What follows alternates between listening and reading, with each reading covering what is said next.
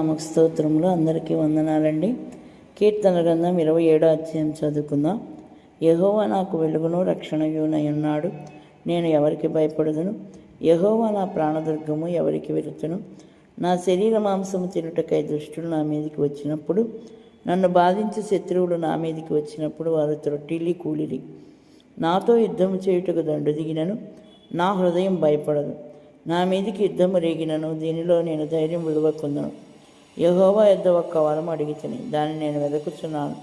యెహోవా ప్రసన్నతను చూచుటకును ఆయన ఆలయంలో ధ్యానించుటకును నా జీవితకాలం అంతయు నేను యెహోవా మందిరంలో నివసింపగోరుచున్నాను. ఆపత్కాలమున ఆయన తన పర్ణశాలలో నన్ను దాచును, తన గుడారపు మాట నన్ను దాచును. ఆశ్రయదుర్గం మీద ఆయన నన్ను ఎక్కించును. ఇప్పుడు నన్ను చుట్టుకొని ఉన్న నా శత్రువుల కంటే ఎత్తుగా నా తల ఎత్తబడెను. ఆయన గుడారంలో నేను ఉత్సాహధ్వని చేయించు బలులు అర్పించేదను. నేను పాడేదను, యెహోవాను గూర్చి స్తుతిగానము చేసేదను. యెహోవా, నేను కంఠధ్వని ఎత్తి నిన్ను ప్రార్థించినప్పుడు నా మనవి ఆలకింపుము. కరుణతో నాకు ఉత్తరమిమ్ము.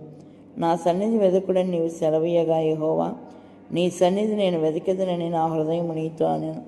నీ ముఖమును నాకు దాచుకుము, కోపము చేత నీ సేవకుని తోలివేయకుము. నా సహాయుడవు నీవే, రక్షణకర్తవగు నా దేవా. నన్ను దిగనాడకము, నన్ను విడవకుము.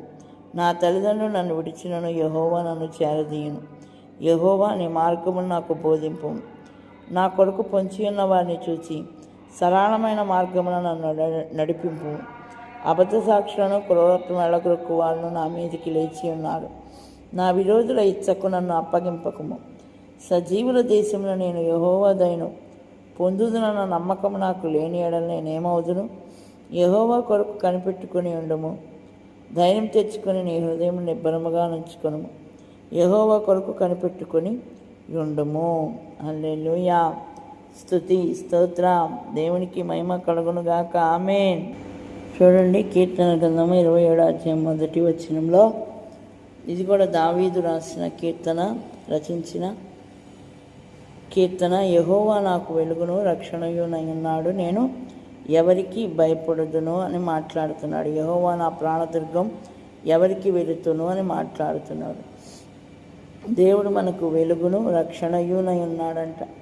మనం ఏ విషయంలో కూడా భయపడాల్సిన అవసరం లేదని వాక్యం సెలవిస్తుంది. ఈ లోకంలో దేవుని కంటే గొప్పదైనది ఇంకేదియూ లేదు. మనం భయపడాల్సిన అవసరము లేనే లేదు. దేవుడు గొప్పవాడు. భయము చెందకు భక్తుడా, ఈ మాయాలో